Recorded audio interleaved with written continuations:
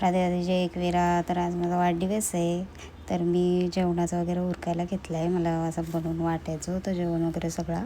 तर मी भात आधी घातला, तर बासमती तांदूळ होते त्यांचा राईस, आणि नंतर मग भाज्या वगैरे कापायला घेतल्या.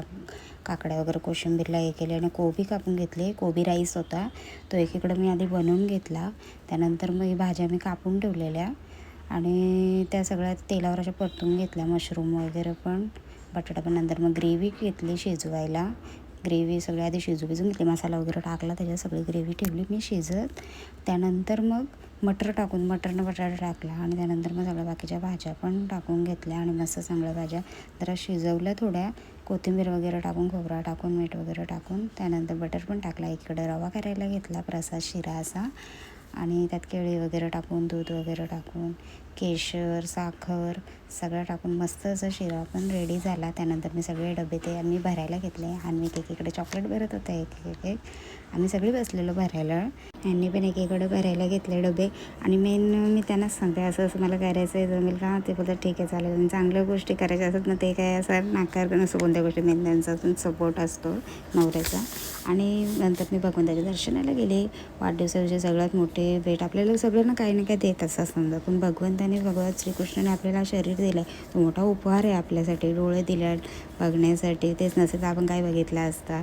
हात दिला त्याच्यामुळे आपण इतरांची सेवासुद्धा करू शकतो, भगवंताची सेवा करू शकतो. तेव्हा आपल्याला तेवढी मोठी संधी मिळाली असेल. आपण सगळे कसे बोलतो, आम्हाला यांनी हे दिली, भेट दिली, बड्डेला हे दिलं ते दिलं. मग आपण बोलतो की भगवंताने काय दिलं आहे? मेन आपल्याला हा शरीर दिला आहे. मग मी माहेरी गेले नाथांच्या दर्शनाला, जय मलंग, श्री मलंग.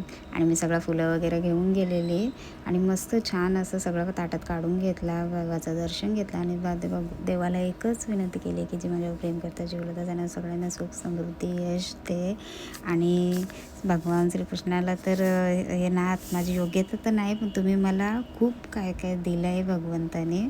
आणि तिकडे पण सगळ्यांना प्रसाद वगैरे वाटला. मम्मी बरोबरच होती माझ्या, आणि मस्त खूप छान वाटलं. आणि तिथे बकरी होती, एक माड बघत होती दिसते, मग तिला पण एक केळा वगैरे भरवला. घरी पप्पांच्या फोटोना हार घातला आणि डेगी साहेबांच्या पण, आणि पप्पांच्या फोटो त्यांचा आशीर्वाद घेतला. मम्मीने माझी आरती वगैरे केली. आपले मेन गुरु आई वडील, कारण की भगवंत आपल्याला त्यांच्याद्वारेच या जगात सृष्टीमध्ये आपल्याला पाठवतो. आणि आमची काकी, मोठी मम्मी आमची, आणि जयने माझ्या भावाने केक आणले. आमची आरोही दिदी केक वगैरे कापला तिथे, आणि यांचा आशीर्वाद घेतला मम्मी संचा. आणि माझी मैत्रिणी, माझी बेस्ट फ्रेंड त्याची आई पण आलेली, आईचा पण आशीर्वाद घेतला आणि मस्त वाटलं आईला भेटून.